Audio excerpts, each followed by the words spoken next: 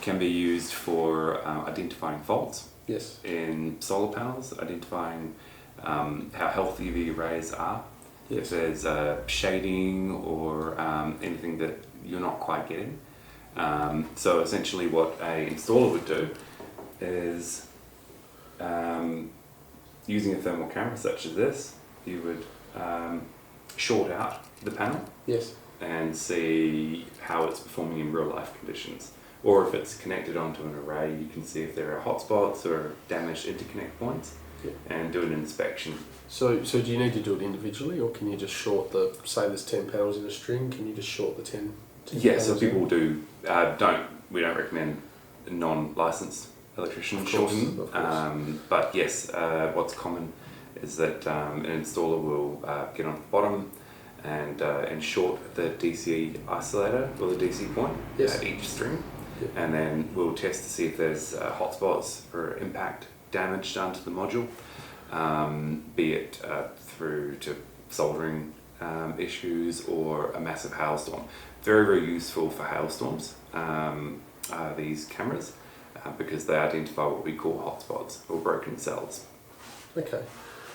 So in electrical circuits, they're very useful for identifying if there's a raw joint or an open joint in cabling, and you're getting an arc so that that connection point is not working as well as you want it to. Yes. In electrical wiring, then you can identify. So I guess the question I've got is, assuming we short-circuited this panel, Yes. and we found there was a clear hotspot issue just there. Yeah. Can you relate that back to the performance, what you'd expect from a panel? Okay. Just say there's 36 volt open circuit, three bypass diodes, traditional 60 cell panel.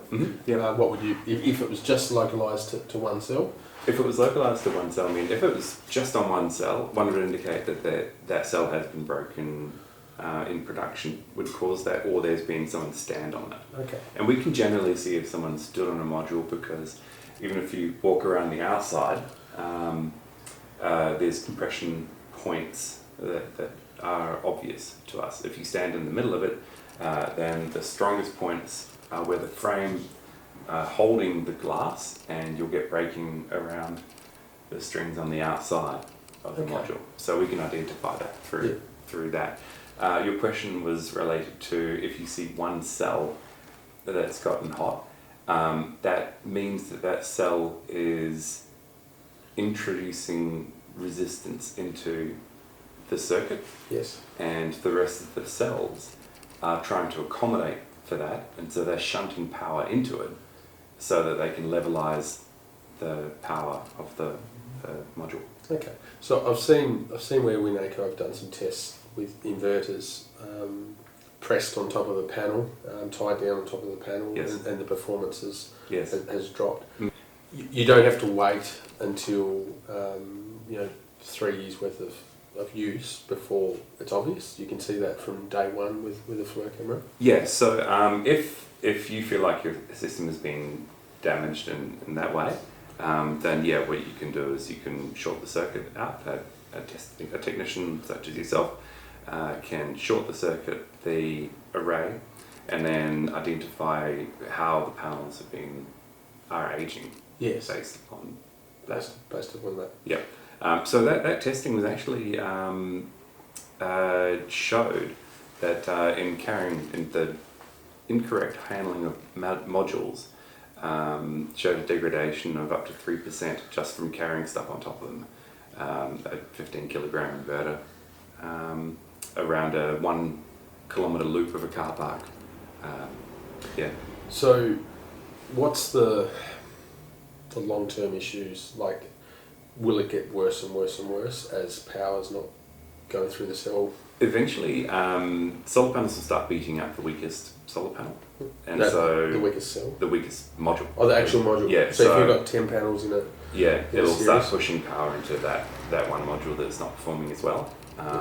So just to clarify, if you've got, say that the string is 36 volts and you've got about 8 amps going through each panel, and you've got one faulty panel, because it can't produce that 8 amps, 36 volts, So what happens, solar panels will only perform as well as the weakest link. So it'll drag the whole system down. It doesn't necessarily mean they're shunting power into it to try and kill it. That was a misrepresentation. Yes. But if one cell is down in the string, then they will push power through that one cell that is damaged. Yes.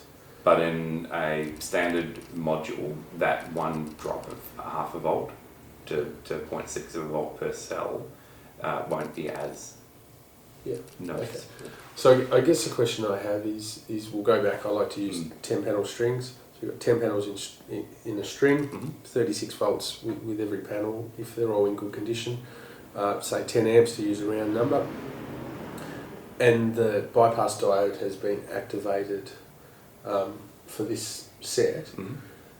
So does that drag every panel down by 12 volts?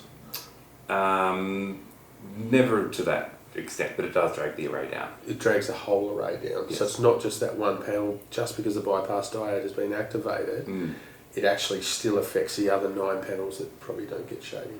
Yes. Yep. Okay, I think that's an important point.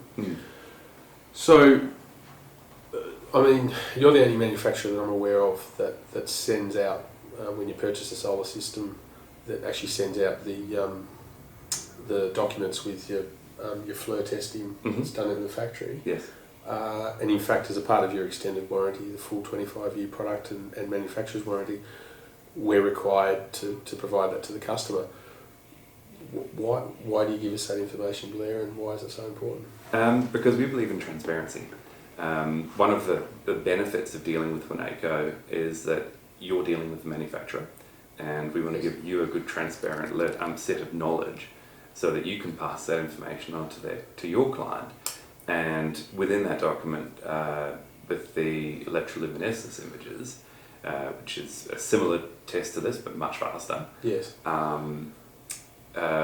We want you to see that you've got a perfect product. We want you to see that the date that it was built, the power that came off the module as it was built, current, and so that you can optimize your systems to make the most of that current that's coming out. Okay. So it's just, we want to be as transparent as possible. Yeah.